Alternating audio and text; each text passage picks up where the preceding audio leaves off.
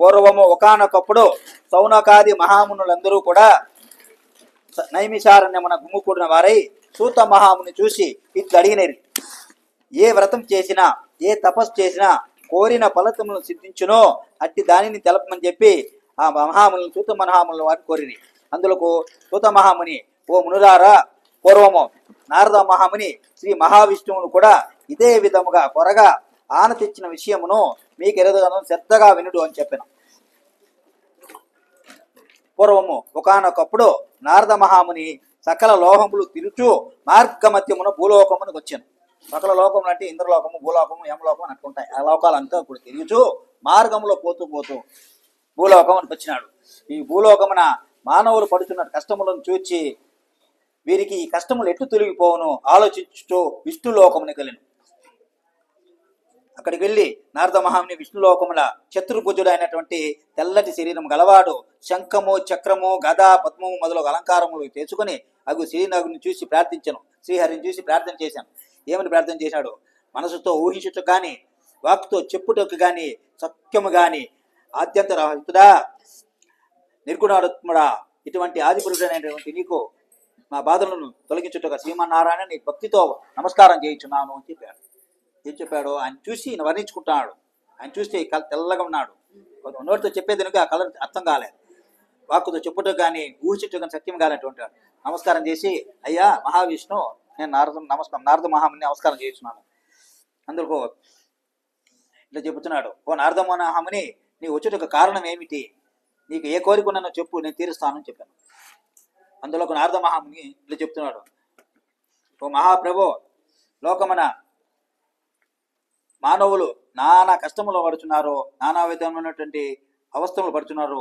వీళ్ళకి కష్టములు ఎట్టు తొలగిపోవును, దీనికేమైనా ఉపాయం ఉంటే చెప్పమని చెప్పి ఆ మహావిష్ణువుని నారద మహాముని కోరగా, అందుకు నారద మహామునికి ఇట్లా చెప్తున్నాడు శ్రీహరి, ఓ నారద మహాముని, నీవు లోకహితార్థమయ్యి, లోకహితార్థం అంటే చక్కటి విషయం, మనుషుల కోసమే అడిగినావు.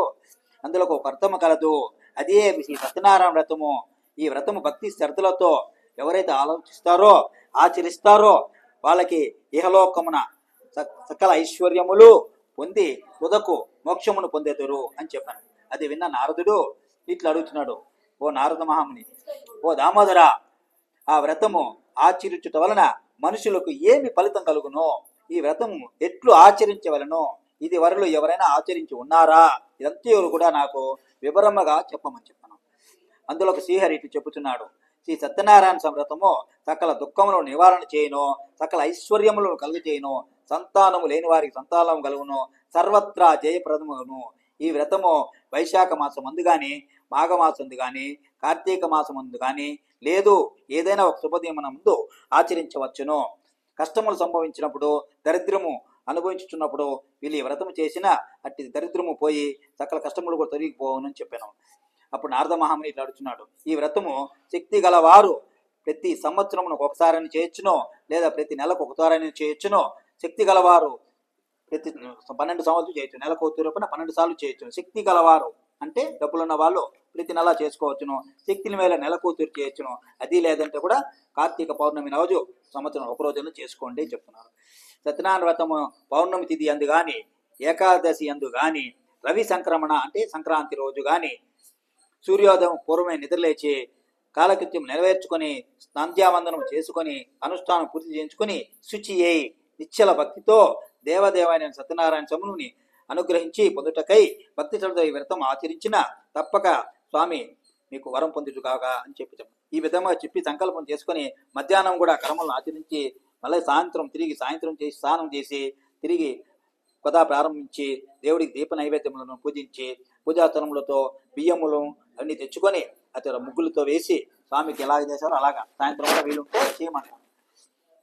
ఇత్తడితో కానీ, బంగారుతో కానీ, లేదో మట్టితోనైనా లోపత్వం లేకుండా యథాశక్తిగా ఆచరించవలను. ఈ కలశం మీద మరలా కొత్త వస్త్రం పరిచవలను.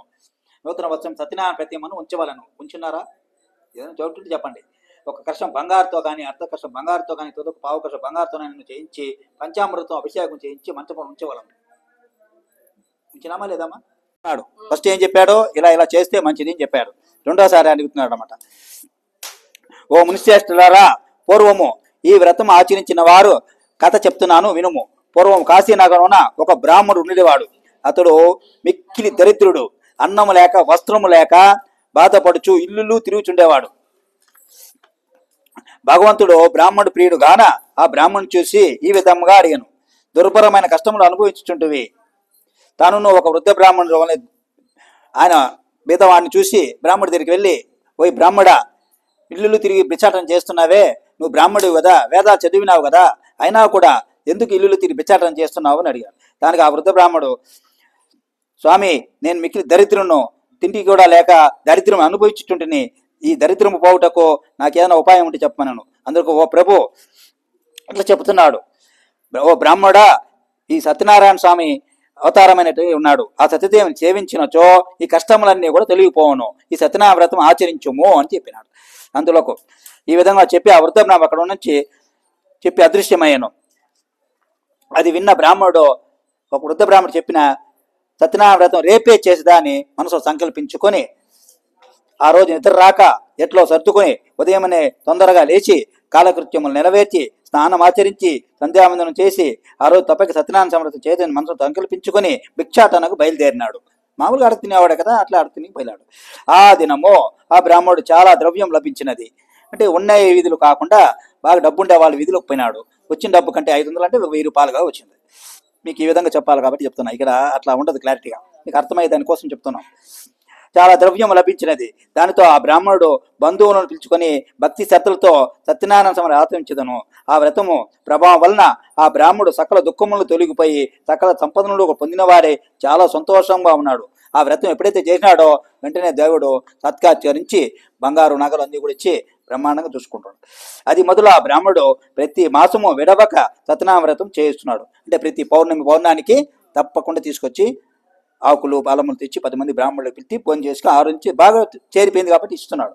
ఈ విధంగా ప్రతి మాస సత్యనారాయణ చేస్తుండగా ఆ బ్రాహ్మణుడు మహాధైర్యవంతుడు వచ్చే సకల పాపం నుండి కూడా విముక్తి పొందిన వాడే అత్యమున మోక్షమును పొందాను. అట్లా చేసి చివరకు ఆ బ్రాహ్మణుడు మోక్షానికి పొందినాడు. ఈ వ్రతం ఆచరించిన వాడు బ్రాహ్మణ వలె సకల దుఃఖములను కూడా విముక్తి పొందిన వారి సుఖముగా నొందుతురు. ఓ మునులారా, ఈ విధంగా శ్రీ నారద మహామునికి చెప్పాను, శ్రీహరి ఈ వ్రతము ఇప్పుడు మీకు తెలిపి తిని అని చెప్పినాడు.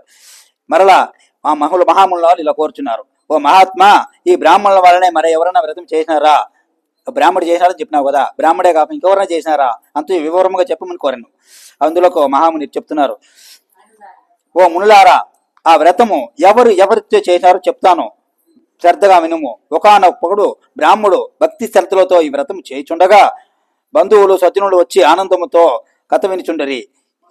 ఆ విధంగా బ్రాహ్మడు వ్రతం చేయుచుండగా కట్టెలమ్ముకాన అతను, కట్టులు కొట్టి అమ్ముకునే అతను కట్టెల కావడిలు పెట్టుకొని లోనికి వచ్చాను. కట్టెలమ్మున అతను మిగులు ఆకిలితో దప్పికతో ఉండే దానివల్ల లోనికి వచ్చి చూచాను. ఓ మహాత్మా, నువ్వేం చేయుచున్నావు? ఏం వ్రతం చేయుచున్నావు? ఈ వ్రతం చేస్తే ఏం ఫలితం వచ్చును? దయతో నాకు విస్తరంగా చెప్పమని చెప్పి ఆ బ్రాహ్మణుని కట్లమ్ముకొని ఆ రోజు అడిగాడు. ఓయే, ఇది సత్యనారాయణ వ్రతము. ఈ వ్రతం ఆచరించిన కోరికలు సిద్ధించును, సకల ఐశ్వర్యములు కూడా కలుగుతుంది అని చెప్పినాడు. ఆ బ్రాహ్మడు ఆ విధంగా చెప్పగా ఆ కట్టెలమ్ముకున్న వాడు మిగిలి సంతోషించి దాహం తీర్చుకొని ప్రసాదం గ్రహించి భోజనం కూడా చేసి పిమ్మటి ఇంటికి వెడలిపోయాను. కట్టెలకు అమ్ముకున్న నాథుడు సత్యనారాయణ వ్రతం చేయుటకు నిశ్చయించుకున్నాడు. పుల్లల కావిని భుజమై పెట్టుకుని ఈ దినం పుల్లలు అమ్మినచో నేను సత్యనారాయణ సమర్థం చేసేదాన్ని సంకల్పించుకొని పట్టణంలోకి బయలుదేరినాడు. ఆ కఠినముఖానాథులు మామూలుగా ఎక్కడైతే వీధిలో అమ్ముతాడో అది కాక ధనవంతులు ఉన్న వీధికి వెళ్ళి అమ్మగా అతనుకు పూర్వ దినము కంటే రెట్టింపు ధనం వచ్చును. అందులో అతడు మిక్కిలి సంతోషించి అరటి పండ్లు, ఆవు నెయ్యి, చక్కెర, గోధుమ నూక మొదలగు వీరి కొనుక్కొని తర్వాత అతను బంధుమిత్రులను కూడా ఆహ్వానించి యథావిధిగా ఈ సత్యనారాయణ సమర్థం ఆచరించను. ఆ వ్రత ప్రభావం వలన అతడు ధనవంతుడై పుత్రులను పుత్రికలను సంతోష పొంది జీవితకాలమును సకల దుఃఖములను విడిచిపెట్టి స్వర్గం ప్రాప్తి చెందినాడు. ఏమి కష్టాలు లేకుండా చివరి వరకు కూడా బాగా ఆనందంగా ఉండి మనవల పెళ్లి చూసుకొని లక్షణంగా సుఖాన్ని పొందినాడు. ఇది ద్వితీయోధ్యాయ సమాప్త. సత్యనారాయణ దేవతాభ్యో నమః.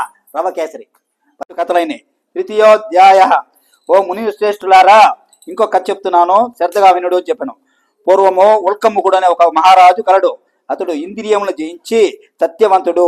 అతడు ప్రతిదినము దేవాలయంలో పోయి బ్రాహ్మణులకు విశేషమైనటువంటి ధనములిచ్చి సంతోషపెట్టుతుండే వాడు.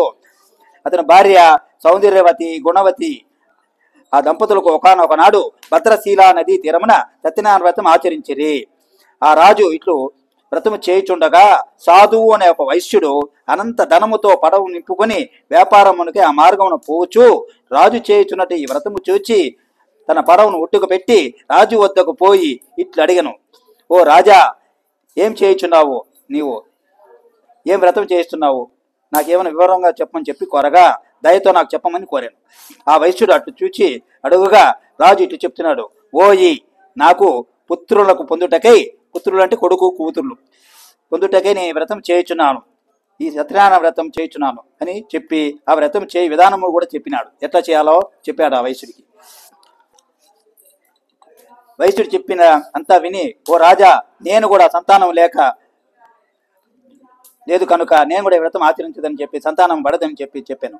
పిదప ఆ వైశ్యుడు తన వ్యాపారం పూర్తి చేసుకుని తిరిగి తన స్వగ్రామాన్ని చేరుకొని సత్యనారాయణ వ్రతము చేయగా ఆ దేవుని ముందు ప్రతిజ్ఞ చేశాడు.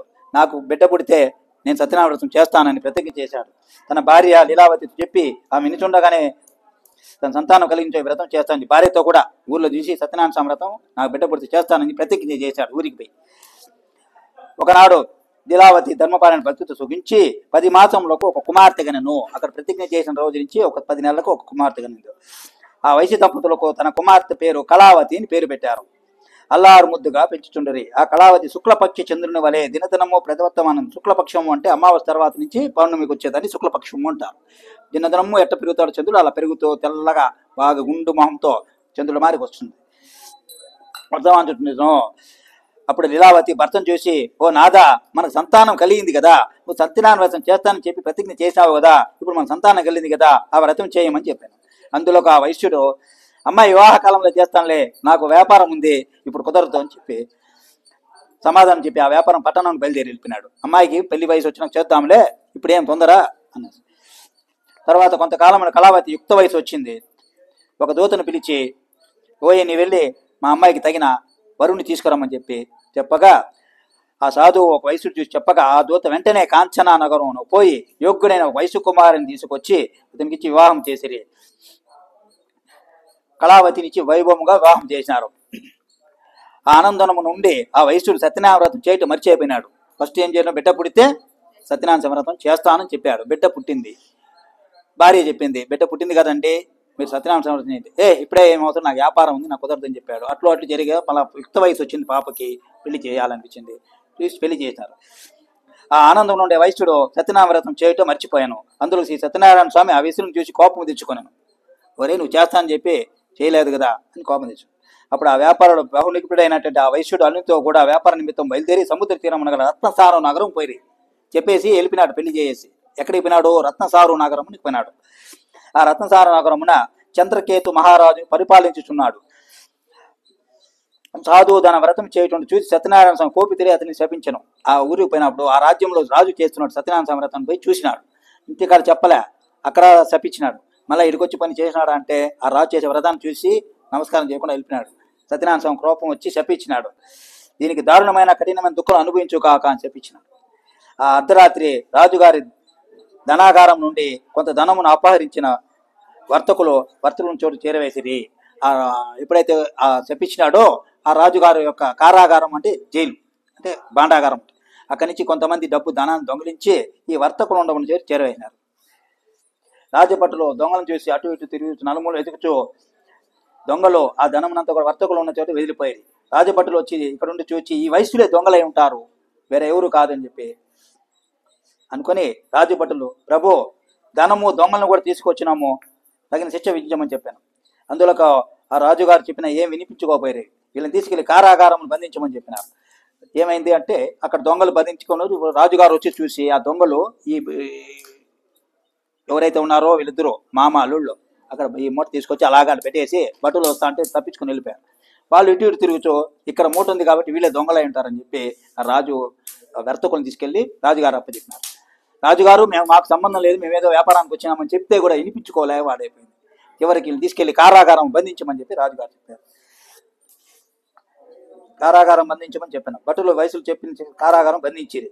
ఎంత ప్రార్థించినానో వాళ్ళ మాట వినలేకపోయేవారు. ఇంకా చంద్రకేతు మహారాజు వయసులు ఫలవనంతా కూడా ధనమనంతా కూడా తీసుకుని వాళ్ళు తీసుకునేది కాకుండా వాళ్ళ దగ్గర దానాన్ని కూడా తీసుకున్నారు. మరియు సత్యనారాయణ స్వామి శాపం వలన ఈ వైశ్యుని యొక్క భార్య కుమార్తెలు కూడా అనేక కష్టములు పాలైనారు. ఇక్కడ వీళ్ళు దొంగలు పట్టుకున్నారు. ఇంటికాడ వాళ్ళ భార్య తిండి లేక కష్టాలు పడుతుంది. వారి గృహమునందు ధనవంతులు చోరీ చేసుకొని వెళ్ళినారు. ధనమంతా కూడా దొంగలు తీసుకెళ్ళినారు. మరియు లీలావతికి రోగం వచ్చాను. ఇట్లా ఉండగా లీలావతికి రోగం కూడా వచ్చింది. మనోవిచారం అధికమయ్యాను. తినుటకు తిండి అయిన దొరక ఇంటింటికి తిరిగి బిచ్చమెత్తుకుని. ఇట్లా ఉంటే ఇంట్లో వాళ్ళంతా బిచ్చాలు చేసుకున్నారు. అంతే ఆయన వ్యాపారానికి పోయినట్టు రాలేదు, మాకు డబ్బులు లేవు, ఉండే డబ్బు అంతా దొంగతనం చేసుకున్నారు, మాకు తిండి లేదని చెప్పి అడుక్కుంటున్నారు. కళావతి అన్నము లేక తింటుండేది. ఒక దినము ఆకలిగా ఉండి ఒక బ్రాహ్మణులు చేరుకునేది. ఆకలి ఎక్కువగా ఉంటే ఒక బ్రాహ్మణుడు పూజ చేస్తూ ఉంటే ఆడికి వెళ్ళి నిలబడింది. ఆ దినం బ్రాహ్మణుడు ఇంటి సత్యనారాయణ వ్రతం జరుగుతుండగా చూసి కళావతి ఆ వ్రతం పూర్తి అయ్యే వరకు అక్కడే ఉండి ఆ వ్రతం చూచి కథ విని స్వామి ప్రార్థించను. కళావతి ప్రసాదం కూడా స్వీకరించి రాత్రికి ఇల్లు ఆలస్యముగా చేరుకుని ఆ రాత్రి అంతా సాయంత్రం కూడా చూసుకొని రాత్రి ఇంటికి తిరిగి 6:30-7 గంటలకు రావస్తుంది. అదే రాత్రి కాల ఇల్లు చేరుకున్నాం. అందులో ఒక అమ్మాయిని చూసి, అమ్మాయి ఇంత రాత్రి వేళ వరకు ఎక్కడ ఉన్నావు, ఏం చేస్తావు, ఎక్కడికి వెళ్ళావు అని చెప్పి వాళ్ళ అమ్మ కళావతిని అడగగా, అమ్మ ఒక బ్రాహ్మణ్ ఇంట్లో ఈ సత్యనారాయణ స్వామి వ్రతం చేస్తూ ఉంటే అక్కడే ఉండి కథ విని ప్రసాదం తీసుకొచ్చినాను. ఈ వ్రతం పూర్తిగా తిను, ఆ వ్రతం పూర్తి అయ్యే వరకు ఇంత లేమైంది కాబట్టి ఈ ప్రసాదం కూడా తీసుకొచ్చినాను, ఇంత టైం అయింది, నా మాట విని ప్రసాదం తిను అని చెప్పి. అది విన్న కళావతి సంకల్పించుకుంది, స్వామి మా ఇంటి తిరిగి వస్తే నేను కూడా చేస్తానని చెప్పి ఆమె కూడా ప్రార్థించుకుంది. ఆ వయసుని భార్య లీలావతి బంధువులతోనూ మిత్రులతోనూ కూడుకున్నది. భక్తి సత్యనారాయణ చేసి, ప్రభు నా అపరాధాన్ని క్షమించు, నా భర్త నా అల్లుడు కూడా ఇంటికి సుఖంగా వచ్చేట్టుగా కోరుకోమని చెప్పాను. ఆ రోజు రాత్రి స్వామివారు సంతుష్టుడయి ఆ రాత్రి చంద్రకేతు మహారాజు అక్కడ ఎప్పుడైతే సరసాలు బంధించాడో ఆ రాజు కల్లో కనిపించాడు.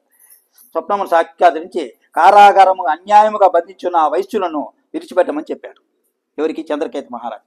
అయ్యా, నువ్వు బంధించిన వాళ్ళు వైశ్యులు, వాళ్ళు దొంగలు కాదు, నా యొక్క పూజ చేయడం వల్ల చేయకపోవటం వల్లనే వాళ్ళకి దుస్థితి కలిగింది, నీవు కూడా అట్లా వదిలిచిపోతే నువ్వు నాశనం అయిపోతావు అని చెప్పి చంద్రకేతు మహారాజుకు స్వప్నంలో చెప్పాను. అది విన్న మహారాజు సూర్యోదయం వెంటనే రాజు, మంత్రి, పురోహితులందరినీ పిలిచి సభ చేసి రాత్రి తనకు వచ్చిన కళ సభలో వాళ్ళందరికీ కూడా చెప్పారు. సభ అంటే ఇలాగా, అయ్యా రాత్రి నాకు ఇట్లా వచ్చింది, ఏం చేయమంటారు అని. అది విన్న భటులు వెంటనే వాళ్ళని చెరసాలను విడిపించమని చెప్పి రాజుగారు చెప్పాను. ఆ వయసులో రాజుగారు నమస్కరించి ఇంకనో తనకు ఎట్టి శిక్ష అయినా విధిస్తాడేమో అని చెప్పి భయప్రాంతులైంది. రాజు పిలుస్తాడు రా అని చెప్తే, మరే రాత్రి అంతా కూడా బంధించినారు, తెల్లారిలేసి ఏమైనా కొడతారా ఏమో మనకి అని చెప్పి భయపడుతూ రాజుగారు. అప్పుడు ఆ రాజు వయసును చూసి, ఓయి నీవు దైవ ప్రాధికులనా, నీకు ఇట్టి ప్రమాదం కలిగినది, నువ్వు ఎప్పుడైతే పూజ చేయలేదో అందుకే ఇటు జరిగింది, ఇక్కడ నువ్వు వెళ్ళి పూజ చేసుకోమని చెప్పి అతనికి క్షవరం చేయించి కట్టుటకు బట్టలు ఇచ్చి నీటిగా భోజనం పెట్టి వాళ్ళ డబ్బుతోనే కాక ఇంకా కూడా ధనాన్ని ఎక్కువగా రెట్టింపు ధనం ఇచ్చి పొమ్మని చెప్పాను. అందుకు చంద్రకేతుకు నమస్కరించి వయసులో అక్కడి నుంచి బయలుదేరిపోయింది. ఇది ద్వితీయోధ్యాయ. చెప్పారు, గుండు కొట్టించి ఆయన బంగారం అంతా ఇచ్చేసి కావాల్సిన ధనానికంటే కూడా 3 రెట్లు డబ్బు ఇచ్చి పోయి నచ్చినంగా సత్యనారాయణ స్వామి వ్రతం చేసుకోపోండి, ఇంకా మీరు ఎడారి కనపడుతుందని చెప్పి పంపించారు. అక్కడి నుంచి బయలుదేరినారు. ఇది ద్వితీయోధ్యాయ. 3 అయిపోయింది. వారు సముద్ర తీరమున కొంత దూరమునకు పోయి ప్రయాణం చేసిన తర్వాత సత్యనారాయణ స్వామి సన్యాసి రూపం ధరించి ఆ పడవ వద్దకు వచ్చి, ఓరి వైశ్యులారా, మీ పడవంది ఏముంది అని అడిగారు. ఆ మాటలు విన్న వయసులో ధన గర్వముతో ఇంతసేపు కష్టపడింది మర్చిపోయినారు. మళ్ళీ డబ్బులు వచ్చింది కదా, తలకాయ పైకి వచ్చిందన్నమాట. ఆ బ్రాహ్మణుడు వీళ్ళు ఎట్లా ఉన్నారు, వీళ్ళకి ఏమైనా తగ్గిందా, పూజ చేసేట్టుగా ఉన్నారా లేదా పరీక్ష చేయాలని వచ్చి అడిగారు. అయ్యా వైశ్యులారా, ఈ పడవలో ఇంత డబ్బులంతా ఉన్నది, ఏమన్నా ఉన్నది, ఏమున్నది అని అడిగారు. అందులో ఆయన చెప్తున్నాడు, ఆ మాటల వయసులో ధనగర్వంతో ఉన్నవారే కావున పరిహాసంతో నవ్వుచు, ఓరి సన్యాసి, మా పడవలో ఏముంటే నీకెందుకో, ధనము అపహరించుటైకి వచ్చితివా అంటే దొంగతనం చేసుకోబోయేందుకు వచ్చితివా అని అడిగారు. పడవలో ఆకులు అలములు తప్ప ఇంకేమీ లేవు అని బదులు చెప్పారు. అందులో ఆ సన్యాసి, అవునా, అట్లే యాగుగాక అని అది విని చెప్పిన. ఆ విధంగా చెప్పి ఆ సన్యాసి అక్కడ నుండి వెడలిపోయాను. కొంచెం దూరం పోయిన తర్వాత ఒక చెట్టు కింద కూర్చున్నాను. పిదప వైశ్యులు నిత్యకృత్యంలో కాలకృత్యం తెచ్చుకొని పడవలో చూసి పోయేసి కొంచెం దూరం పోయేసి వాళ్ళు కాళ్ళు చేతులు మొహం కట్టుకొని మళ్ళీ వచ్చి పడవలను చూశారు. చూసేటప్పుడు పడవ చూసి తెల్లపోయినారు. పడవ బరువు తగ్గి పైకి లేచి తేలి ఉండేది. మామూలుగా కొంచెం లోపలికి ఉండేది కదా, పైకి తేలి ఉండేది. ఆ వైశ్యులు తన పడవలో ధనమంతా సంచులంతా కూడా ఆకులు అలములు ముందు చూచి మురిచిపోయినాయి. లోపలికి ఎక్కి తెల్లగా ఉంది, పైకి తేలి ఉంది అనేది లోపలికి వెళ్ళి పడవలోంచి మూట అంతా చూస్తే ఆకులు అలములే ఉన్నాయి. ఆ దెబ్బతో వెంటనే మూర్చపోయినారు. ఏం ఇది డబ్బు పెడితే మొత్తం ఆకులు అల్లం లేదు. కొంతసేపు తెలివి తెచ్చుకొని విలపించసాగిరి. అప్పుడు అల్లుడు మామ చూసి ఏడ్చుట వల్ల ప్రయోజనం ఏమీ లేదు. ఒకరినొకరు పట్టుకొని మామా మామా ఏమైంది మామ, మనం ఏడ్చుట వల్ల ప్రయోజనం లేదు. ఆ సన్యాసి ఎవరో మనల్ని చెప్పించినాడో అతని పని ఇదంతా కూడా. వెళ్ళి మనం ఆ సన్యాసి కాళ్ళ మీద పడి ప్రార్థించుండో రామామా అని చెప్పి అలా చేసి ఆ వయసులో అల్లుడు మాట విని పరుగున సన్యాసి వద్దకు పోయి సాష్టాంగ నమస్కారం చేసి, ఓ మహాత్మా, మేము అజ్ఞానులం, తెలివి లేని వాళ్ళం, మీ అందు మూర్ఖంగా ప్రవర్తించినాము, మా అపరాధాన్ని క్షమించు, నన్ను రక్షించమని చెప్పి అనేక రోజులు ప్రార్థించాను. అప్పుడు ఆ సన్యాసి చూచి, నా వ్రతం చేయకుండా నువ్వు ఇట్లంతా తప్పించుకొని తిరుగుతూ ఉండవే, ఆ వ్రతం చేసుడు పోయే వల్ల నీకు ఇంత కష్టాలు తిరుగుతూ ఉన్నది, పోయి ఫస్ట్ ఆ వ్రతం చేయమని చెప్పాను. వైశ్యుడు ఆ సన్యాసిని చూసి, ప్రభు, ఈ లోకమంతా నీ మాయలో ఉండాలి, బ్రహ్మాది దేవతలు కూడా మేము గుర్తుపట్టలేరు, మేము వైశ్యులు, మీరు బ్రాహ్మణులు, మమ్మల్ని ఎందుకు మీ మరి హింసిస్తున్నావు అన్నాడు. మమ్మల్ని రక్షించు అనేక ప్రార్థించుడుగా సంతుష్టుడైన స్వామి మరలా పడవను వర్తకులకు ధనమంతా ఇచ్చి పంపించారు. మాకు బుద్ధి తక్కువైంది స్వామి, ఇంకా మీరు ఎప్పుడు చేయము, మీరు బ్రాహ్మణులు తెలివైనలు, మేము ఇంటికి చేస్తామని చెప్తే సంతుష్టుడయ్యి వెంటనే ఫోన్లో ఇంటికి పోయి పూజ చేసుకొని చెప్పాను. తర్వాత ఆ వయసులో పడవేకి చూడగా ధనమంతా యథావిధిగా ఉండింది. ఆ సత్యనారాయణ స్వామి అనుగ్రహం వల్ల ఈ ధనమంతా సంపాదించి నగరం పోటకు బయలుదేరి మరలా కొంత దూరం పోయి దాని తర్వాత అల్లుడితో చెప్పి, అదే మన రత్నసానుపురము, మన ఊరు వచ్చేసింది, తమ రాకం చూసి భార్యలకు పిల్లకాయలు చెప్పమని చెప్పి చాటింపేశాడు. ఆ దూత నగరమునపై లీలావతిని చూసి, అమ్మ, నీ అల్లుడు మరియు మీ భర్త రేవు వద్దకు వచ్చి ఉన్నారు, తొందరగా రమ్మని చెప్పారు. అది విన్న లీలావతి దూత మాటలు వినిదై చాలా ఆనందించి, అమ్మాయి, నువ్వు సత్యనారాయణ వ్రతం పూర్తి చేసుకొని రేవుకు వచ్చేసేయని చెప్పాను. పడవ దగ్గరకు పోయి చూడగా తన కుమార్తె తొందరతో బయలుదేరి వెళ్ళాను. అంతన ఆ కుమార్తె పూజ చేయగానే ఆమె తొందర ప్రసాదం ఇవ్వకుండానే ఆమె కూడా బయలుదేరి వెళ్ళిపోయింది. అమ్మ కూతురు చెప్పింది, అమ్మాయి ప్రసాదం పూర్తి చేసుకొని రా అని చెప్పి. అమ్మాయి కూడా అల్లుడు వచ్చారు సంతోషంతో నైవేద్యం పెట్టకనే ఈమె కూడా అమ్మతో కూడా బయలుదేరింది. అందులో సత్యనారాయణ స్వామి కోపం వచ్చి తన ధనము అల్లుడు అంతా కూడా ఓడలో ఉన్న పడవలో ముంచి వేశాను. స్వామి కోపం వచ్చింది, వీళ్ళు ఎటు చేశారు, అక్కడ పూజ చేసే ఆ స్వాములకు కూడా ప్రసాదం పెట్టకుండా వీళ్ళు వచ్చేసేటప్పటికి ఆగ్రహించిన అని పడవను లేవులో ముంచారు. అది చూచి ఆశ్చర్యపోయి భార్య మరియు కుమార్తెలు విలపించసాగి, ఏంటి ఇప్పుడు మా బాగుండింది కదా, ఇంతలో ఎందుకు మునిగిపోయినారని చెప్పి ఇద్దరు కూతురు నేర్చుకుంటున్నారు. వారందరూ కూడా ఇట్లా దిక్కుతున్నారు. కుమార్తెను చూచి విలపించటం వలన ఏం లాభం లేదు, చూస్తుండగానే నా పడవతో కూడా మునిగిపోయినాడు కదా, ఇది సత్యనారాయణ స్వామి మహత్యమై ఉంటుంది తలిచి కౌగిలించుకొని ఏడ్చుసాగాను. తన కళావతి తన భర్త చెంచుతుండగా నేను మా భర్తతో కూడా సమాగమం అతను సముద్రంలో పోచుండగా సిద్ధపడాను. అది చూచి దుఃఖించాను. ఆ సత్యనారాయణ స్వామి మహత్యమేనని తెలిసి వేరే ఏది కాదని తెలిసి నిశ్చయించుకున్నాను. ఇక నా శక్తి సామర్థ్యంలో స్వామివారిని కొలిచేదానని చెప్పి నిశ్చయించుకుని తర్వాత పిలవగా స్వామి సంతుష్టుడై ఆకాశమునందు ఆకాశవాణి, అమ్మ, నీ భర్త మరియు మీ అల్లుడు బాగున్నారు, మీరు ప్రసాదం పెట్టకనే ఇక్కడికి వచ్చిన దానివల్లే ఇలా అయింది, మీరు వెళ్ళి ప్రసాదం పెట్టారంటే మీ అల్లుడు యొక్క మీ భర్త కూడా తిరిగి వస్తారని చెప్పి ఆకాశం నుంచి వినపడింది. అది విన్న వారు వెంటనే స్వామి ప్రసాదం స్వీకరించి తిరిగి వచ్చి చూడగా పడవ పైకి లేచి ఉండను. అది విని, అమ్మ, తొందరగా రండి, స్వామి కోపం చింత చేశాడు, తొందరగా మన ఇంటికి వెళ్ళి స్వామి వ్రతం చేయాలి, లేకపోతే స్వామి కోపం వస్తే మళ్ళీ ముంచేస్తాడని చెప్పి ఆ దినము నుండి ప్రతి పౌర్ణమికి కూడా ఈ వ్రతం చేయొచ్చు, లాస్ట్కి చివరకు స్వర్గ ప్రాప్తిని పొందిరి. ఇది చతుర్థాధ్యాయ. ఎప్పుడైతే స్వామి వాళ్ళ ఇంట్లో ఆమె కోరుకునిందో వెంటనే ఆ స్వామి వాళ్ళ మీద కోపం తీర్చి, అమ్మ, మీ అమ్మాయి బాగా తప్పు చేసింది, మీరు వెళ్ళి ప్రసాదం పెడితే మీ అల్లుడు అంతా కూడా వస్తారు అని చెప్పగా ఇంటికి వెళ్ళి పరుగుని వెళ్ళి నైవేద్యం పెట్టి క్షమించమని కోరగా అల్లుడిని కూడా తిరిగి ఇచ్చినాడు. అంటే ఇచ్చి ప్రతి పౌర్ణమికి వదలకుండా చేసుకుంటూ చివరికి మోక్ష ప్రాప్తి పొందినాడు. ఇది చతుర్థోధ్యాయ. మన జనులను కన్న తండ్రి వలె చూచుకొనొచ్చు పారంపర్యం చేస్తుండను. ఆ తుంగతుడు ఒకనొక నాడు అరణ్యమున పోయి జంతువులను సంహరించి తిరిగి ఇంటికి వచ్చుతున్నప్పుడు ఒక మారేడు చెట్టు కింద కొంతమంది గొల్లలు బంధువులతో కూడుకున్న వారే వ్రతం చేయుచుంటూ చూచిరి. మనోగర్వంతో అక్కడున్న స్వామికి నమస్కారం చేయక వెడలిపోయాను. అర్థమైతుందా? తుంగధ్వజుడైన మహారాజు రాజ్యంలో ఉండే పిల్లకాయలు అందరినీ కూడా వాళ్ళ కన్న కొడుకులాగా చూసుకొనొచ్చు ఉండేవాడు. అంటే గొల్లలు అంటే యాదవులు అనమాట. ఇక్కడ గొల్లలు అంటారు వాళ్ళు, ఇక్కడ యాదవులు. కొందరు మారేడు చెట్టు కింద కూర్చొని పూజ చేసుకుంటున్నారు సత్యనారాయణ స్వామి. ఆ రాజు గుర్రం మీద పోచు అతను చూసి చూడకుండా నమస్కారం చేయకుండా వెళ్ళిపోయినాడు. వెడలిపోయాను. తర్వాత పోతే పనులే మన రాజే కదా అనేసి ప్రసాదం తీసుకొని వచ్చింది. తర్వాత గొల్లలు ప్రసాదం తెచ్చి రాజు ముందరకు వచ్చి, అయ్యా పూజాస్థలం మీరు వెడలిపోయినారు, ప్రసాదం భుజించమని చెప్పినారు. ఆ రాజు ప్రసాదం భుజించకనే తన నగరమును వెడలిపోయాడు. అందులో సత్యనారాయణ స్వామి కోపెత్తిరై రాజుపై ఆగ్రహం తెచ్చుకుని అందుచేత రాజుగురి యొక్క 100 కుమారులను చనిపోయేలాగా చేశాడు. సకల సంపదలను కూడా అధింపజేశాడు. క్రమముగా దరిద్రం అనుభవించాడు. తర్వాత అనేక కష్టములను సంప్రాప్తి 1 by 1 ఒకసారిగా 100 మంది చనిపోయినారు. ఆరోగ్యం బాగాలేదు, దరిద్రం రాజ్యం పోయింది.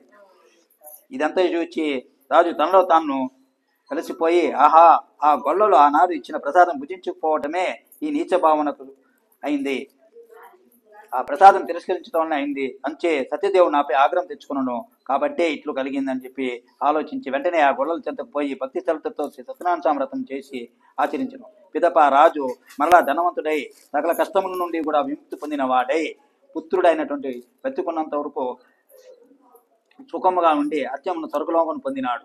మహాప్రభు అయినటువంటి ఈ వ్రతము భక్తి శ్రద్ధలతో ఎవరు ఆచరించదరో, ఎవరు ఈ కథను వింటారో, ఎవరైతే బంధువులతో కూడా ఈ కథను చేస్తారో వీళ్ళందరూ కూడా సకల భవిష్యము పొందిన వారే ఆత్యము స్వర్గలోకము పొందుదురు. కావున ఈ సత్యనారాయణ స్వామి వ్రతం ఆచరించుట మానవుడు సర్వ సుఖమును పోగొట్టుకున్న వాడే కనుక సత్యనారాయణ వ్రతం చేయవలసిన ఆవశ్యకతము ప్రతి వారికి ఉన్నది. ఈ వ్రతం యొక్క మహత్యం తెలుసుకున్నాను.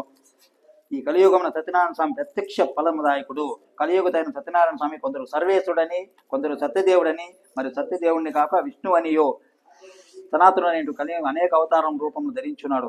భక్తులు కాపాడుచు వారి వారి కోరికలు తీర్చున్నాడు. ఏ పేరుతో పిలిచిన సత్యనారాయణ వ్రతమనే దీని అనదురు.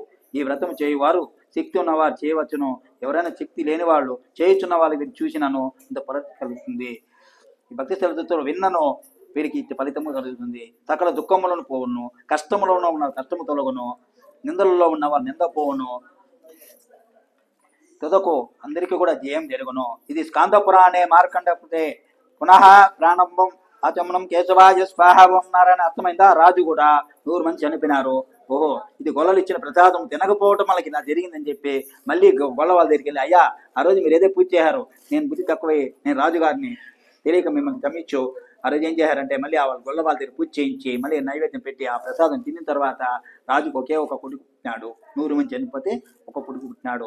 ఆ కొడుకును పెట్టుకొని 100 సంవత్సరాల కంటే పైన బతికి తిరుగు స్వర్గ మార్గాన్ని పొందాడు. ఇది చతుర్థ పంచమోధ్యాయ సమాప్త. ఓం భూర్భువః స్వరోం మా